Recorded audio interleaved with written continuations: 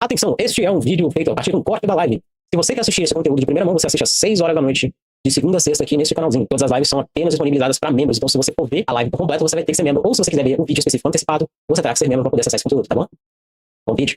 Me pagaram para assistir este filme polêmico, que é o Turning Red, né? Ou eu esqueci o nome em português desse trem. Como tá no título do vídeo, me pagaram pra falar sobre Turning Red. O que Pô, se alguém quiser me pagar pra poder falar sobre os negócios, eu é um aceito, dos viu? filmes mais polêmicos da Pixar. E eu sempre vou achar isso engraçado, que principalmente polêmico? depois de ter revisto esse filme. Porque até hoje, um dos argumentos usados pra justificar o fato de que esse filme não é bom é que ele é um filme feito pra um público-alvo específico. E se você não for esse público-alvo específico, automaticamente esse filme não vai prestar pra você. E Eu achei o filme bom. Não achei ele ruim, não. não é que esse argumento esteja completamente errado. Se você não for o público específico de alguma coisa específica, obviamente é muito difícil daquilo funcionar pra você. Só que esse Sim. argumento não serve pra Turning Red, ou Red crescer uma fera, chame como quiser. E eu sei Crescer é uma que nesse fé. momento a sua próxima frase vai ser: mas Ritos, esse filme fala sobre a propriedade feminina e esse... Não, o pior é que não. Esse tema tem tipo 20 minutos ou um pouquinho menos, na verdade, de tempo de tela, por assim dizer. Eles quase não focam tanto nisso, e mesmo quando eles focam, não é como se fosse algo extremamente importante e centralizado pra que a trama continuasse. E de novo, é menos de 20 minutos de tela, na verdade. Depois disso, o filme é sobre qualquer outra coisa. Eles mal mencionam essa questão da puberdade feminina. Eles têm uma questão toda com a relação da mãe não ouvir, não entender a menina, a coisa dela seguir as vontades dela, mesmo que não sejam as tradições. E outros paranauê, né? Novamente. E é muito engraçado ver isso agora, porque naquela época, quando o filme tava pra lançar, e mesmo depois que ele lançou, esse filme ele foi vendido como se esse fosse todo o centro da trama e fosse um grande plot extremamente importante pro filme. E eu gostaria que fosse mesmo um plot extremamente importante pro filme. Mas como eu já disse, 20 minutos no máximo de tempo de tela e foi isso. Outra coisa que você pode pensar é, não, esse filme foi feito para pessoas que têm pais que exigem muito dos filhos, que controlam muito qualquer coisa do tipo. Essa também é uma trama que tem tipo, muito pouco tempo de tela e nem é tão desenvolvido. Pra ser honesto, ele tem menos desenvolvimento do que a trama da puberdade feminina. Ou seja, no final das contas, os dois argumentos pra justificar o possível, ou melhor dizendo, a possível razão pra esse filme não prestar, meio que caem por terra, porque a justificativa meio que não bate, sabe? Mas beleza, é o seguinte, não só me pagaram pra fazer vídeo desse filme, assistir e fazer vídeo, como meio que também pediram um extra. Basicamente na mensagem era o seguinte: eu duvido você falar uma coisa boa e uma coisa ruim desse filme que quase ninguém tenha falado ainda. E nesse momento eu pensei, você está me desafiando? Pois observe. Uma coisa ruim que eu acho que pouquíssimas pessoas, eu acho que talvez na verdade quase ninguém falou sobre esse filme, é que ele desperdiça duas oportunidades muito grandes de passar uma lição genuinamente muito boa. Mais ou menos no final do primeiro ato do filme, depois que a Mei Mei consegue se estabilizar um pouco com o negócio do panda, ela faz toda uma apresentação pra mãe dela, explicando por que ela gosta do portal, por que ela deveria ir no show. Opa, o YouTube não tava recomendando. Ei, canal dos ovos. Por que ela deveria deixar e tudo mais. É e, o canal dos ovos passando no seu... Pra continuar, a mãe da Mei Mei nega. E aí, lá na escola, a Mei Mei fica extremamente com raiva disso, porque ela mesma fala, eu faço tudo certo, eu nunca fiz nada de errado, e não sei o quê. E, infelizmente, esse filme perdeu uma oportunidade de passar uma lição muito boa, que é, tá tudo bem você recompensar os seus filhos ou a sua filha por ser um bom filho ou uma boa filha. Eu sei que pra muita gente isso é a coisa mais básica, você ser um bom filho ou uma boa filha. Principalmente se os seus pais são pessoas legais, porque honestamente eu acho que é uma motivação até maior pra você ser um bom filho. Mas é aquilo, não significa que você não precisa de vez em quando recompensar ele por isso. Ou ela por isso, você entendeu o ponto aqui. Infelizmente eles desperdiçaram essa lição de uma forma tenebrosa, mas pelo menos eles souberam fazer isso melhor em Eu, Patroa e as Crianças. A segunda lição que esse filme deixou de passar, ou melhor dizendo... Faz tempo que assisti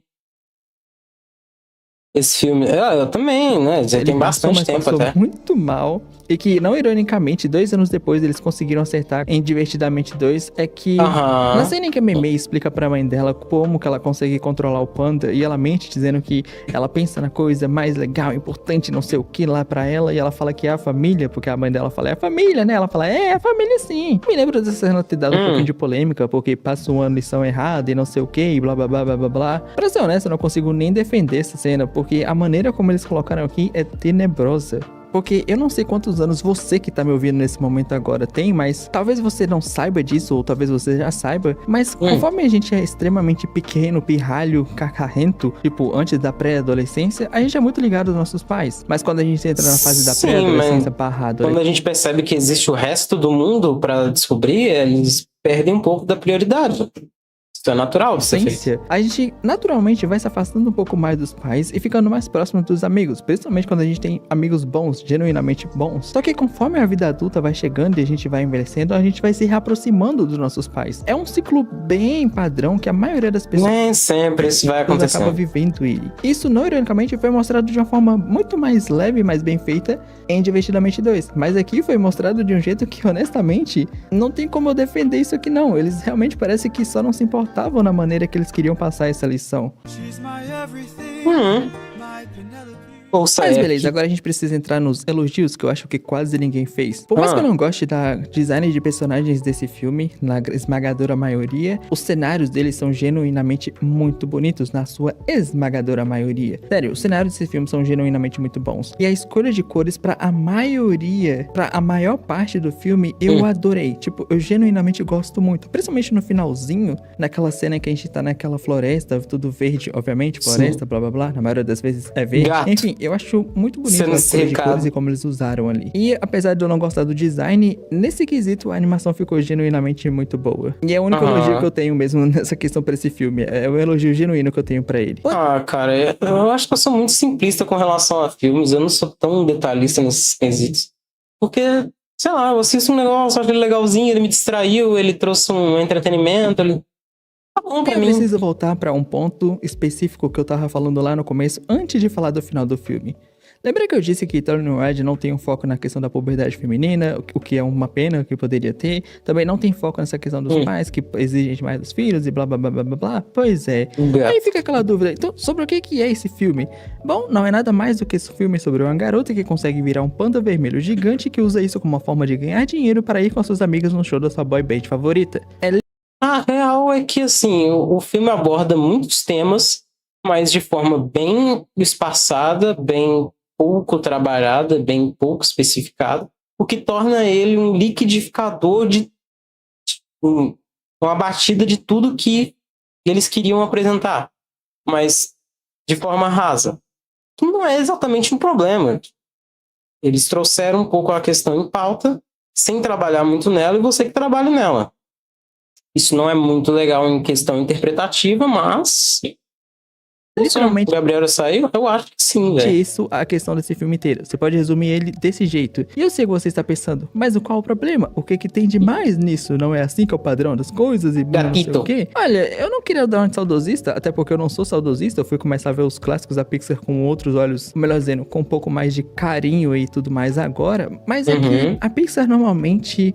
Vai parecer estranho o que eu vou falar, mas calma que vai fazer sentido. A Pixar normalmente contava uma história pra poder passar uma mensagem. Ou eles passavam uma mensagem através de uma história. Enquanto o Tony Red, não. Eles só realmente contaram essa história de uma garota que vira um panda vermelho gigante e tudo que eu já falei. O que é uma pena, porque tinham muitas mensagens ali que seriam bem interessantes de se ver. Mas enfim... Reassistir esse filme finalmente me deu uma resposta pra algo que eu não entendia desde a primeira vez que eu vi ele. Porque quando chega no final de Turn Red, eu ficava pensando... Essa mensagem da família é tão bom. Mas eu sinto que eu poderia, sabe? Eu falei na primeira vez que eu comentei sobre esse filme que chegou no final, eu não me emocionei igual eu me emocionava nos filmes da Pixar. Enfim, depois de assistir esse filme de novo, eu cheguei à simples conclusão de que o motivo pra eu não me emocionar nesse filme é porque os dois plots que eles escolhem usar no final foram extremamente mal desenvolvidos durante todo o filme. O primeiro grande momento é em relação à mãe da Mei Mei e como ela é extremamente traumatizada com toda a exigência que ela sofria com a mãe dela e como ela meio que pegou um ponto que ela surtou e acabou machucando a própria mãe. E bom, digamos que quem é que se importa com isso? O filme todo mal desenvolveu a personagem da mãe da Mei Mei. A gente mal teve tempo de estar mostrando as inseguranças e os problemas dela. A gente viu, sei lá, 1, 2 vezes no máximo e foi bem sutilzinho. Não é aquele sutil, legal, bem feito. É só, tipo, sutil porque tá ali, blá blá blá, eles não vão fazer direito, não vão usar isso direito. Então quando... sei lá, ela ganhou uns tempos de tela, mostrou ser muito controladora, muito séria. muito rígida, e isso tinha que vir de algum lugar, né? Chega naquela cena dela Não extremamente sei. mal e depressiva, e aí ela começa a contar, e assim, contar, eles não mostram, ela conta o que aconteceu muito em cima, mas eles não fazem o famoso show, don't tell. Você fica tipo, tanto faz. E a segunda cena extremamente importante, que deveria ser muito emocionante, é a conversa da Mei Mei com a mãe dela, dizendo que não, você tem que vir, não sei o que. Ela fala, não, tá tudo bem, eu tenho que ficar com o Panda e blá blá blá. O problema dessa cena não funcionar é porque, bom, a gente não teve a Mei Mei e a mãe dela conversando e meio que discutindo sobre essa relação que elas têm com o próprio Panda, cada uma. O máximo que a gente teve foi isso aqui. Eu acho que não é uma cena muito boa pra meio que causar impacto no momento mais climático do filme. Bom, agora que eu entendi porque que eu não me emocionei com o final desse filme, mas eu sentia que eu poderia, e agora eu posso descansar em um universo próprio agradecido. Mas assim, a questão é, todo esse hate que esse filme sofre até hoje, sofreu na época do lançamento, e eu duvido muito que vai acabar tão cedo. É merecido? A resposta é um grande não. É óbvio que não. Esse filme ele tem um hate absurdo, mas nem de longe ele é merecido. Se as pessoas odiassem Buzz Lightyear, o filme recente, quer dizer, só Lightyear, né? Eu até entenderia muito mais. É muito pior, é muito mais irritante, os personagens são muito mais burros, a conexão é muito estranha, o contexto histórico é uma merda, aquele negócio do Zurg ser o Buzz no futuro, não sei o quê.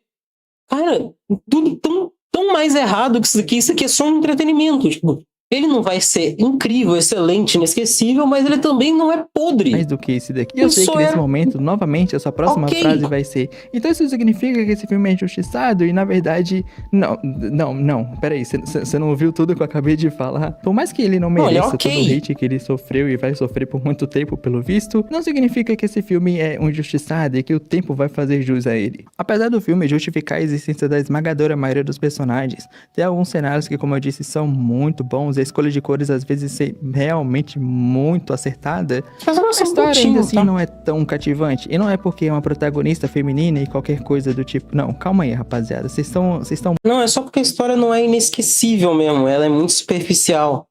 Ela é superficial no que ela conta, no que ela ensina, no que ela pratica. E às vezes tem até os negócios errados, que é tipo tentar conseguir dinheiro com o negócio do Panda lá pra poder conseguir ir no show. E é um investimentinho e tal, mas era pra sair escondido, já tava errado. Muito exaltado em achar que esse é o problema desse filme. Se o problema fosse ser uma protagonista feminina passando por coisas femininas, então filmes como K-Pop Demon Hunters, animações como Wink, 13 Espiãs é Demais nunca teriam feito o sucesso que elas fizeram. Nossa, uma das coisas mais vistas, ele não mencionou, que as meninas superpoderosas. O tanto que fez sucesso Meninas Superpoderosas, tá maluco. Tinha achado bem legal, mas assisti recentemente de novo, achei o filme bem vergonhoso, tive que me esforçar pra terminar de assistir. Eu acho que é assim mesmo, normal. É você só ter um filme ok, para algumas crianças vai ser legal, não vai ser inesquecível, mas quando você cresce a sua opinião já fica bem diferente, e muitas animações vão ser assim para você. Nada vai ter que ser muito complexo, absurdo, incrível, né? Algumas coisas só tem que ser desse jeito, de boa, ok? Não é horrível, mas também não é excelente. É só isso. Sei lá.